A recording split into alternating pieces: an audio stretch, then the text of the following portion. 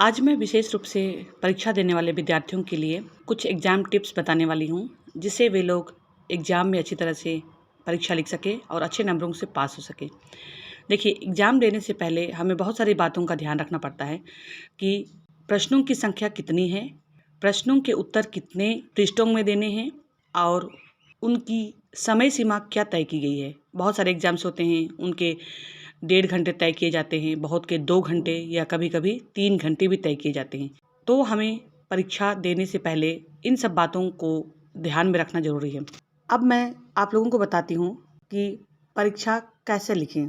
सबसे पहले आप लोगों को जब क्वेश्चन मिल जाता है, तो क्वेश्चन को ध्यान से पढ़ना है और आपके अकॉर्डिंग आपको सोचना है कि कौन-सा प्रश्नों के उत्तर पहले देने हैं आपको।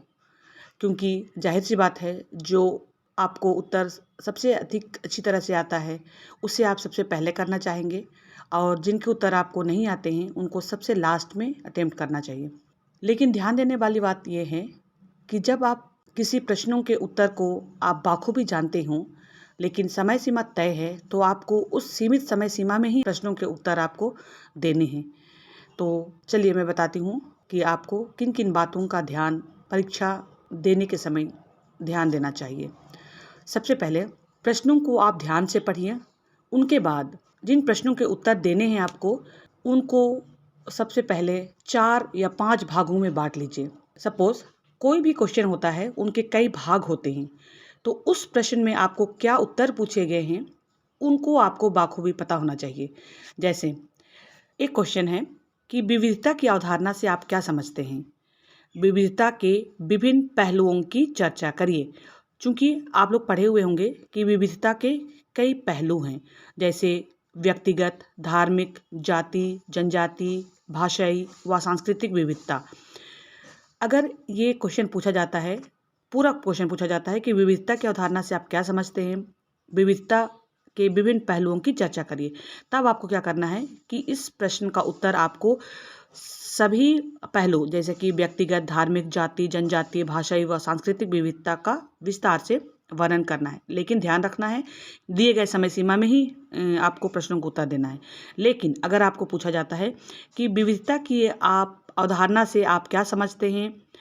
धार्मिक एवं भाषाई विविधता का विस्तार से वर्णन करें। तो ज़ाहिर-सी बात है, आपको विविधता की अवधारणा जो फर्स्ट पार्ट है, विविधता की अवधारणा उसको तो आपको एक्सप्लेन करना ही है। विविधता की अवधारणा से आप क्या समझते हैं? उनमें आपको परिचय देना है, विविधता क्या है?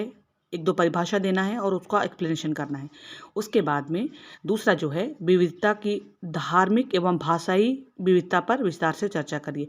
तो आपको यहाँ पर 2 विविधता के बारे में पूछा गया है। तो आपको यहाँ पर धार्मिक विविधता के बारे में आपको विस्तार से चर्चा करनी है और भाषाई विविधता के बारे में। हम जानते हैं कि हमारे देश में कई भाषा-भाषी वाले लोग रहते हैं, तो आपको इसके बारे में विस्तार से चर्चा करनी है।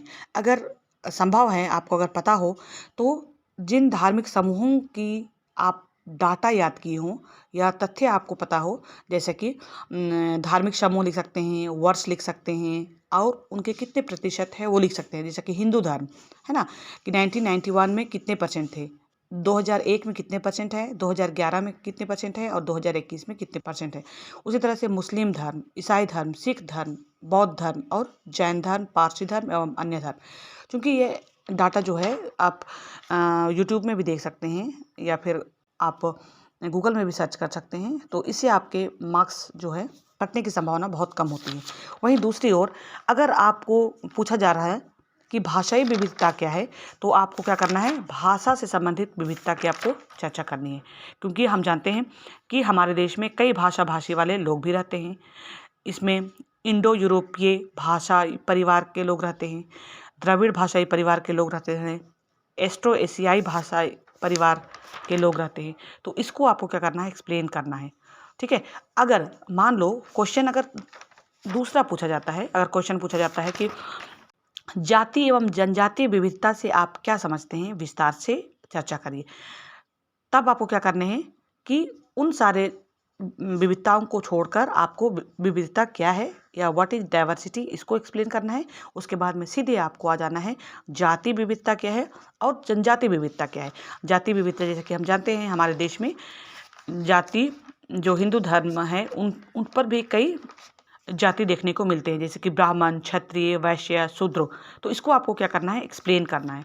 वहीं दूसरी ओर हम देखते हैं जनजातीय विविधता, जो ट्राइबल लोग हैं उनकी भी विविधताएं हमें देखने को मिलती है। तो इसमें आपको क्या करना है, एक्सप्लेन करना है कि मध्य क्षेत्र की जनजाति, पूरे देश की जितनी जनजाति हैं उनको मुख्यतः 4 भागों में बांटा गया है। तो पहला है मध्य क्षेत्र की जनजातियाँ, उत्तर पूर्वी क्षेत्र की जनजातियाँ, दक्षिण क्षेत्र की जनजातियाँ और पश्चिमी क्षेत्र की जनजातियाँ। इसी प्रकार आपको जो भी क्वेश्चन पूछा जाएगा तो उसी के अकॉर्डिंग आपको अपना उत्तर लिखने हैं, ठीक है। और ये ध्यान देने वाली बात ये है कि अगर आप समय को अगर आप ध्यान में नहीं रखेंगे तो क्या होगा कि आप जिन प्रश्नों के उत्तर जानेंगे उनको तो खूब लिखेंगे, लेकिन अंतिम प्रश्न के उत्तर के लिए आपके पास समय बहुत कम बचे रहेंगे और वो आप अटेम्प्ट ही नहीं कर पाएंगे। और हाँ, ध्यान रखिए, अगर आपके पास स्केच पेन है, स्केल है तो आप लेके जाइए। अगर ज़रूरत हो, आपके पास अगर समय है तो आप जो हेडिंग्स हैं या सब हेडिंग्स हैं उनको आप एक बार जल्दी आप स्केल से अंडरलाइन कर दीजिएगा। तब क्या हो जाएगा कि परीक्षक जो है वो पहले नज़र में ही आपके प्रश्नों के उत्तर बाखूबी देख पाएंगे, आपके पॉइंट्स उनके नज़र आएंगे और इससे मार्क्स कटने की संभावना बहुत कम रहती है। Students, all the best. उम्मीद है आप सब अच्छा करेंगे और अच्छे नंबरों से पास होंगे और अपने जीवन में सफल होंगे। इतना ही आज के लिए। Thank you.